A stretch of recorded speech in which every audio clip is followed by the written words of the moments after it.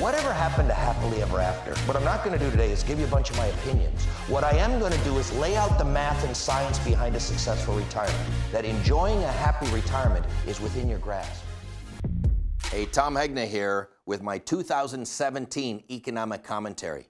For those of you who've been watching me through the years, I've been posting an economic commentary, I think, ever since 2011 or 2012. And I've been very consistent, saying that interest rates are going to stay very, very low for a very, very long time. And year after year, more people said interest rates are going to go up. And I said, no, they're not. They're going to stay low. And every year, I've been right. Well, this year, everybody says interest rates are headed higher. And you know what I'm saying? Interest rates are going to remain very, very low for a very long period of time. Look, I know it's been a crazy year. There was Brexit, where Britain left the Eurozone.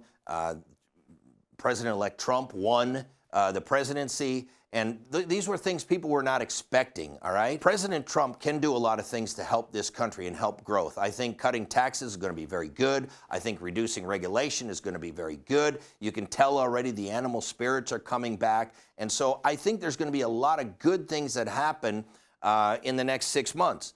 But let me tell you a couple of things that President Trump can't fix. He can't fix our demographics. He can't fix our debt.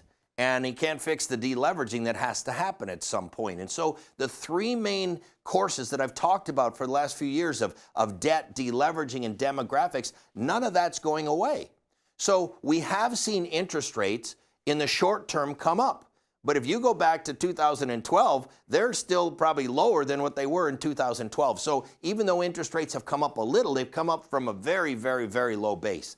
Now, could interest rates go up a little bit more? Sure, they could. But I'm saying we're not going to see interest rates of 5%, 6%, 7%, 8%. We're just not going to see that. We are in a country that's $20 trillion in debt. We are in a world where governments around the world are over $60 trillion in debt. Well, let me ask you a question. What is debt? All debt is taking from the future and spending it today. I've given you the example before that, you know, if it's football season and you want to watch the Super Bowl on a brand new big screen TV, but you don't have any money in your pocket, you go down to Best Buy, you take out your credit card, they're happy to swipe it for $1,500. You get to watch the whole season on a brand new big screen TV. Well, what did you just do? You took $1,500 of your future and you spent it today. What I am telling you is governments around the world have taken $60 trillion of our future and it's gone. So by definition, what does our future look like? 60 trillion plus interest, less than what it otherwise could or what it should be. Well, as we've said before, some of you have been in debt. You've had credit card debt, you've had student loans. What happens when you're paying off your debt? What aren't you doing with your money? You're not spending it or saving it. See, the paying off of debt is called deleveraging. It's highly deflationary. Now, how do governments get out of debt? Well, typically they raise taxes, they cut spending. Well, that strangles an economy. That's highly deflationary. Now, the third way to get out of debt is what President Trump is talking about, which is growth. And growth is the best. We hardly ever hear about it, but now we're starting to hear about it. But I'm telling you, we can't grow enough because of the third big D, which is demographics. So you've got this massive debt that's deflationary. You've got this deleveraging that governments are going to have to do to get out of debt. That hasn't even started yet. And then you've got the demographics. We're getting old. Europe is old. Japan is very, very old. China will get old before they get rich. Do you understand? Old people don't spend any money. So think about this. These 78 million baby boomers, every single day for the rest of your life, they're going to be spending less and less and less. Europe is going to be spending less and less and less.